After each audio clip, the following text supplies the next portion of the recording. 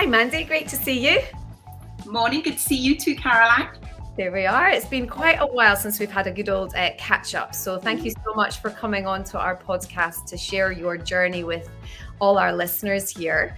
Could you start by just telling us a little bit about your background and how you came to stumble across or make the active decision to get into property investing?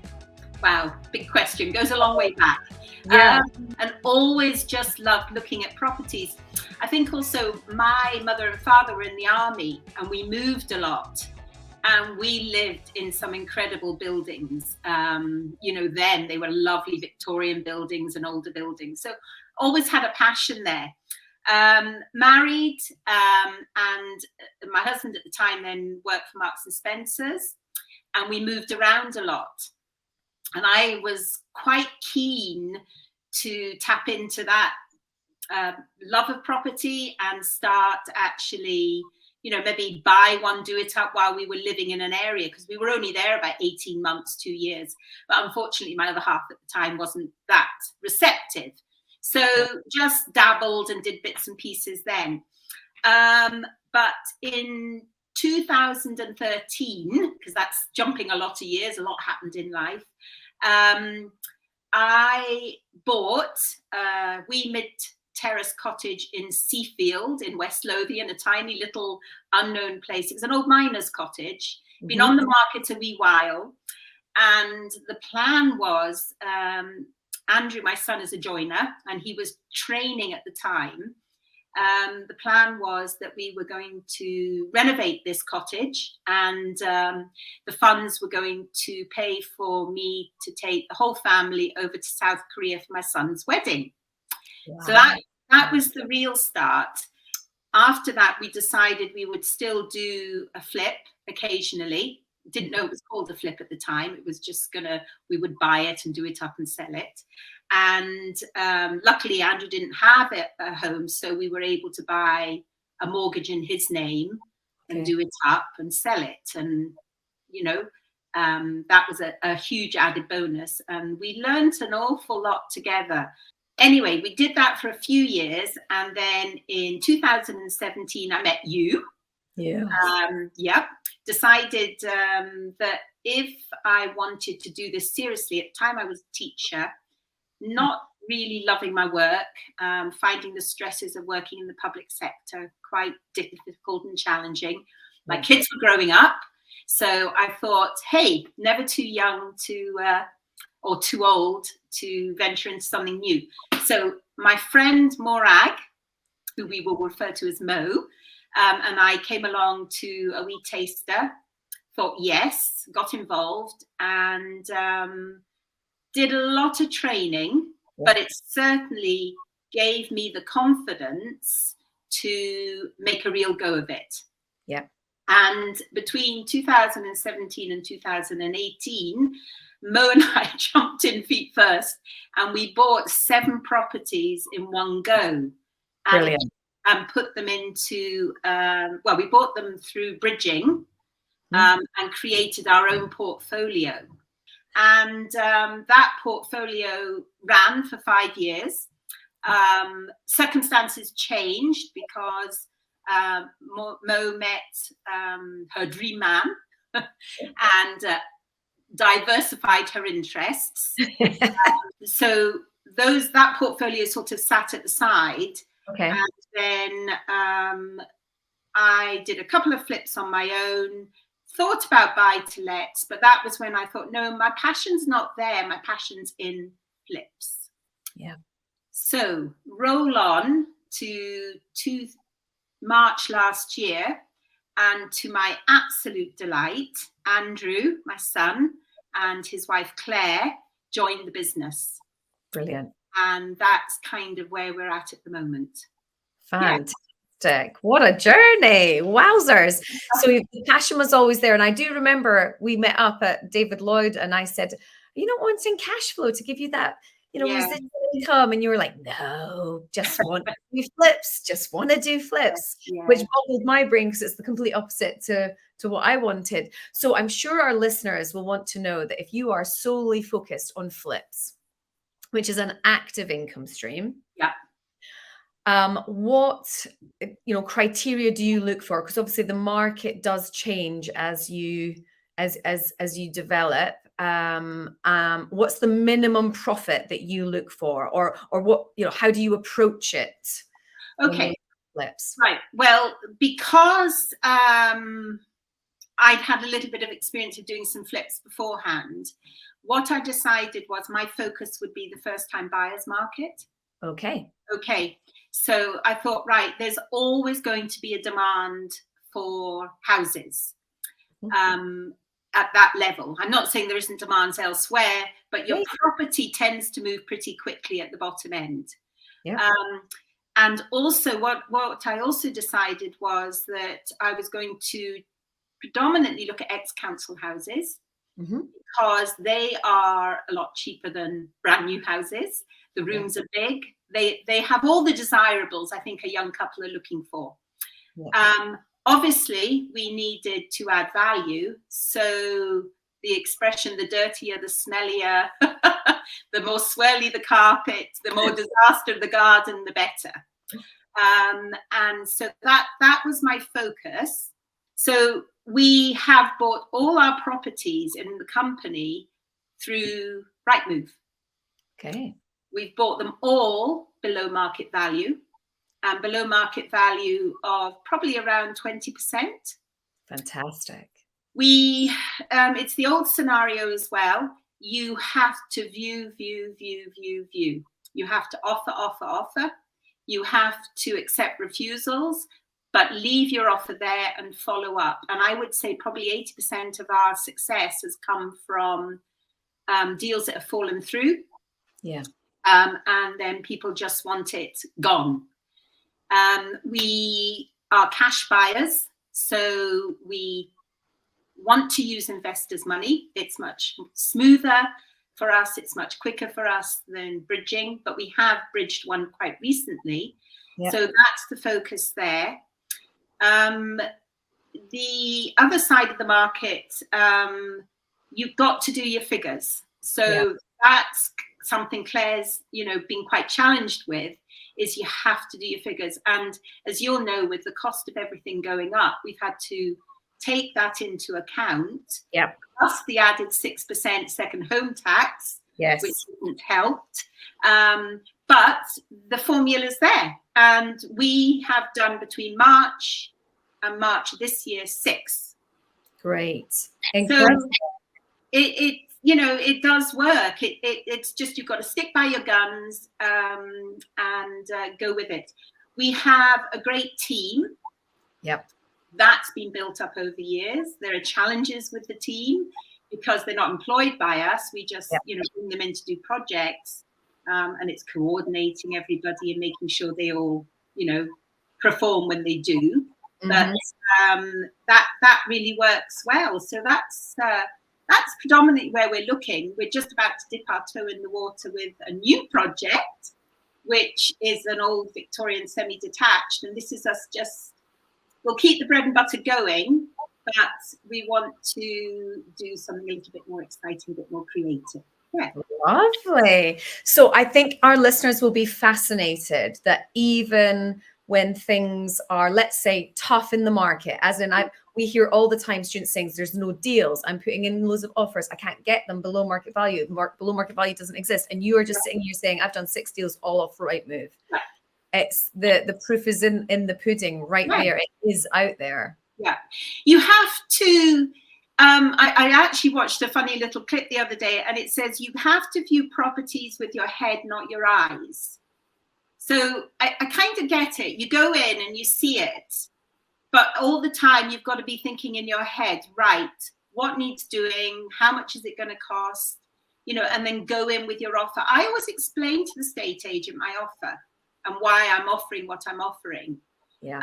And we do always stress that, we are going to, because it's people's homes and lives there. And a lot of the time, these are people that have passed away and their families are, struggling with giving away homes. Yeah. And it's just, being passionate about what you do and trying to get that across. Sometimes to the estate agents, it's a bit difficult. But, we've got good rapport with estate agents as well. But yeah, there are deals out there, but keep viewing. One of the mistakes I made at the beginning of last year, we got two quite quickly. I stopped viewing, Caroline, and you'll know the disaster in that. I don't know when the next one's going to come. And as it was, we were sitting for 3 months with nothing. Yeah. So it's that momentum, keeping the momentum going, because your brain is thinking, I've got two on the go. I'm fully busy with that. Yeah. You take your eye off the front part that needs to keep going, keeping that funnel getting filled, leads. Yeah. Sounds like you've got a good system in process there. Roughly, how much would you spend on a refurb to get it up to scratch? I know it's going to be different for every single deal, but just roughly on your little first-time buyers, ex-council houses. Yeah, I mean, on the actual refurb, we're probably talking about 25,000 on a 3-bed. Okay. And then we've got our money costs and our second home tax sort of on top of that. But I would say around 25, yeah. Okay. And when you work with your angels, because I know you love working with your investors, how do you structure that deal? Do you pay them at the end once it's been sold, or do you pay them monthly? How does it normally work?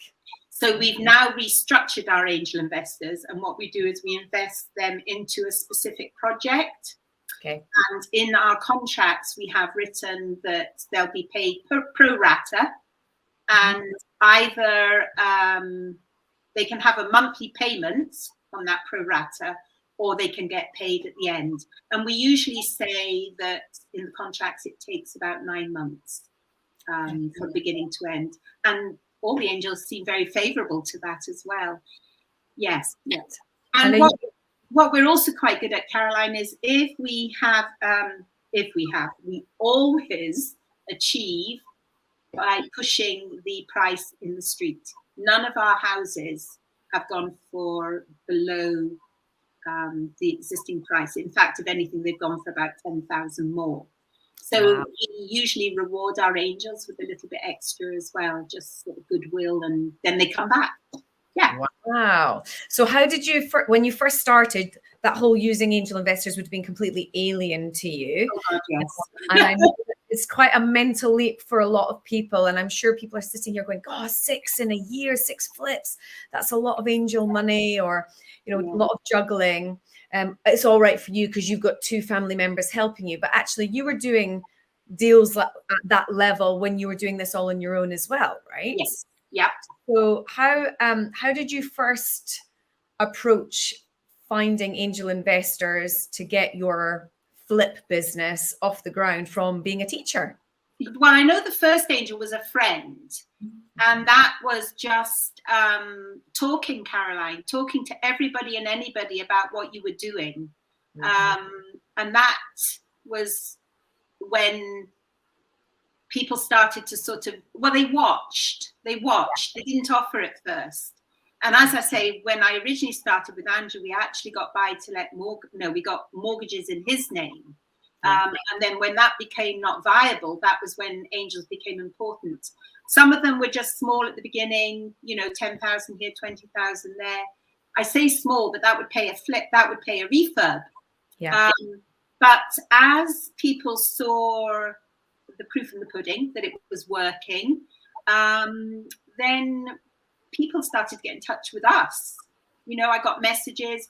I would post on Facebook. I know that that's not a huge platform as much as Instagram and things now. But I used to get PMs from people saying that, they'd like to know more about, what am I doing? And from them came more investors. Their friends heard about it. Yeah. And we often offered, £500 for a referral or something like that as well. Yeah.